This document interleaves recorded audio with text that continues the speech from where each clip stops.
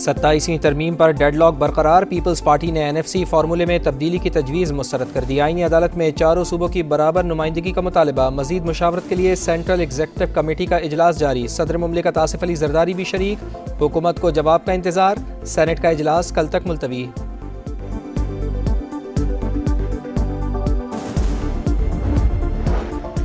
صوبوں کے اختیارات میں کمی ناقابل قبول، حقوق پر ڈاکہ ڈالا گیا تو بھرپور مخالفت کریں گے، مولانا فضل الرحمان کا دو ٹوک اعلان، کہا حکومت ابھی تک 27ویں ترمیم کا کوئی مسودہ سامنے نہیں لائی، 26ویں ترمیم کے مسترد نکات شامل ہوئے تو قبول نہیں کریں گے۔ پارٹی کا JUI قیادت سے رابطہ، بلاول بھٹو زرداری کی آئینی ترمیم کے مسودے پر مشاورت، سینیٹر رضا ربانی کہتے ہیں پیپلز پارٹی کسی قسم کا سمجھوتہ کرنے کو تیار نہیں۔ حکومت کو پیپلز پارٹی کے حتمی جواب کا انتظار، آئینی ترامیم آج ایوان میں پیش نہ کی جا سکیں، سینٹ کا اجلاس کل تک ملتوی، قومی اسمبلی کا پیر کی شام ہوگا۔ مسودے پر پیپلز پارٹی کے تحفظات کے باعث وفاقی کابینہ کا اجلاس بھی نہ ہوا، اب پیر یا منگل کو بلائے جانے کا امکان ہے۔ وفاقی وزیر رانا تنویر حسین کہتے ہیں کہ کافی حد تک اتفاق رائے کر لیا گیا، ایک دو پوائنٹس پر جماعتیں آپس میں مشاورت کر رہی ہیں۔ طارق فضل چودھری کہتے ہیں کہ حکومت تاخیری حربے استعمال نہیں کر رہی، اتحادیوں کی طرف سے کچھ نئی تجاویز سامنے آئی ہیں۔ 27ویں آئینی ترمیم پر حکومت کا سیاسی جوڑ توڑ تیز، اپوزیشن سے رابطہ، اسپیکر چیمبر سیاسی سرگرمیوں کا مرکز بن گیا، اسپیکر سردار ایاز صادق اور وفاقی وزراء سے PTI رہنماؤں کی ملاقات، 27ویں آئینی ترمیم پر حمایت کی درخواست، ترمیم کا صوبائی خود مختاری پر کوئی اثر نہیں ہوگا، حکومت کی یقین دہانی، اپوزیشن کا انکار، ترمیم کا تحریری مسودہ مانگ لیا، کہا ترمیم پر کوئی بھی فیصلہ بانی PTI ہی کریں گے، حکومت کا جمعیت علماء اسلام سے بھی رابطہ، آئینی ترمیم کے لیے حمایت مانگ لی، مولانا فضل الرحمان کا تحریری مسودہ فراہم کرنے کا مطالبہ، JUI کی بیٹھک، ترمیم پر مشاورت۔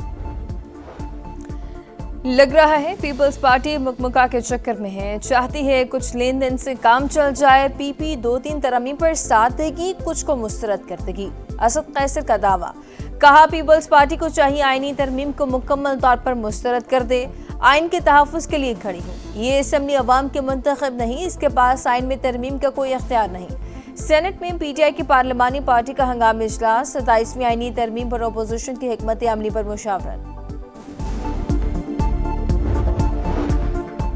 استنبول میں پاکستان اور طالبان رجیم میں مذاکرات جاری، افغان سرزمین دہشت گردی کے لیے استعمال نہ ہو، ترجمان دفتر خارجہ کی پریس بریفنگ، کہا پاکستانی وفد نے ثالثوں کو شواہد پر مبنی جائز اور منطقی مطالبات پیش کیے جن کا واحد مقصد سرحد پار دہشت گردی کا خاتمہ ہے۔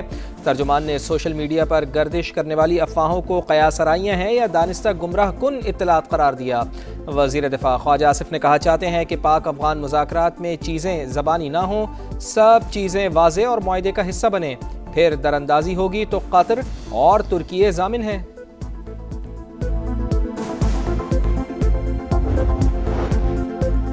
گورنر خیبر پختونخوا فیصل کریم کنڈی کی مسلح افواج کے خلاف بیانات کی شدید مذمت، کہا بہادر سپاہی صوبے کے تحفظ کے لیے اپنی جانیں قربان کر رہے ہیں، فوج کے عزائم پر سوال اٹھانا حوصلے اور عوامی سلامتی کو نقصان پہنچاتا ہے۔ گورنر کا وزیر اعلیٰ خیبر پختونخوا سے تحمل اور قومی یکجہتی برقرار رکھنے کا مطالبہ، کہا سیاست کو قومی سلامتی کے اداروں کو کمزور کرنے کا ذریعہ نہ بنایا جائے۔ خیبر پختونخوا میں حکومت نظر ہی نہیں آ رہی، سربراہ ANP ایمل ولی خان کی تنقید، کہا جس کو وزیر اعلیٰ منتخب کیا گیا اس کو بانی کے علاوہ کسی چیز کی فکر نہیں، صوبے میں دہشت گردی، بدامنی اور طالبانائزیشن ہے، بدقسمت صوبہ 12 سال سے کمپرومائزڈ ہے۔ وزیر اعظم شہباز شریف سرکاری دورے پر باکو پہنچ گئے، آذربائیجان کے 5ویں یوم فتح کی تقریبات میں شرکت کریں گے، صدر الہام علیف سے ملاقات میں دو طرفہ تعلقات میں تعاون کے فروغ پر بات چیت ہوگی، توانائی، دفاع، تعلیم اور علاقائی روابط پر توجہ مرکوز کی جائے گی۔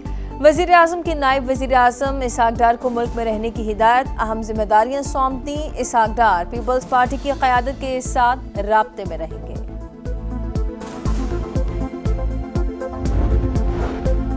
ملکی معیشت کے لیے اچھی خبر، اوورسیز پاکستانیوں نے اکتوبر میں 3 ارب 40 کروڑ ڈالرز وطن بھیجے، ترسیلات زر میں سالانہ بنیاد پر 12% اضافہ ریکارڈ، وزیر اعظم کا اظہار تشکر، کہا ترسیلات زر میں بتدریج اضافہ حکومتی پالیسیز پر اعتماد کا عکاس ہے۔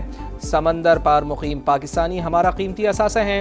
وزیر اعظم کا پاکستان میں گوگل کی جانب سے دفاتر کے قیام اور سرمایہ کاری کا بھی خیر مقدم۔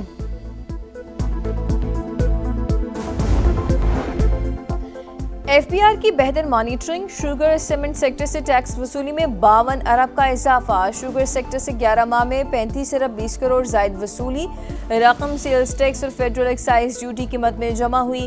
رواں سال شوگر سیکٹر سے 75 ارب اضافی ریونیو کا تخمینہ، سیمنٹ سیکٹر سے ٹیکس وصولی میں 17 ارب کا اضافہ، سالانہ بنیاد پر 102 ارب ریونیو وصولی کا اندازہ۔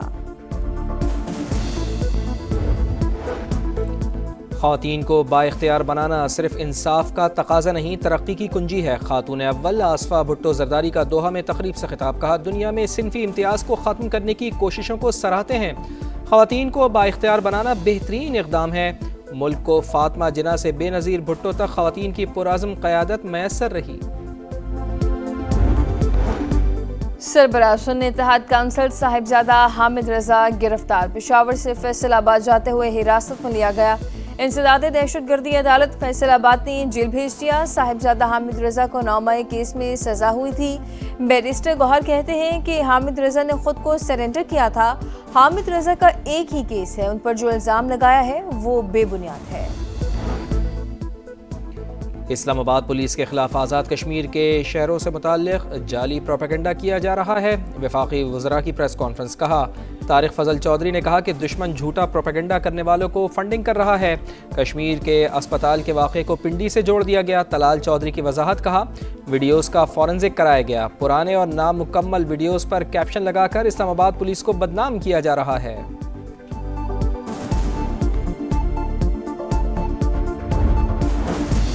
چین کا نایاب معدنیات کی برآمد پر عائد پابندیاں اٹھانے کا اعلان، ایکسپورٹ کنٹرول سے متعلق اقدامات معطل۔ اقدامات کا اعلان 9 اکتوبر کو کیا گیا تھا۔ چینی وزارت تجارت کی تصدیق، سویابین کی تجارت کرنے والی 3 امریکی کمپنیوں پر پابندی بھی اٹھا لی۔ چینی اور امریکی صدور کی ملاقات میں نایاب معدنیات پر پابندی کے خاتمے پر اتفاق ہوا تھا۔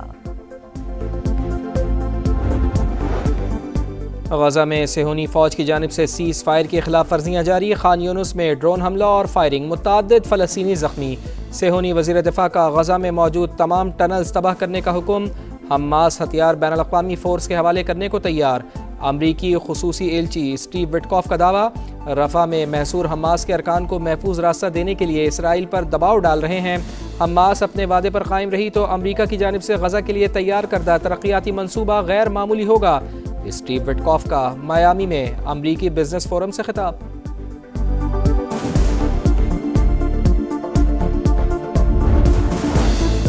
انڈونیشیا میں نماز جمعہ کے دوران دھماکہ، 54 افراد زخمی، 3 کی حالت تشویشناک۔ دھماکہ جکارتا میں ایک تعلیمی ادارے کی مسجد میں ہوا، زخمی میں اساتذہ اور بچے بھی شامل۔ دھماکے کے مقام سے ایک بندوق اور گولیاں رکھنے والی بیلٹ برآمد، مزید تحقیقات جاری۔ آخری ٹاکرا فیصلہ کن مارکا، پاکستان اور جنوبی افریقہ کا تیسرا ون ڈے کل ہوگا۔ فاتح ٹیم ٹرافی پر مہر لگائے گی۔ 2 میچز کے بعد مقابلہ 1-1 سے برابر، شاہینوں کی پلینگ 11 میں تبدیلیوں کا امکان۔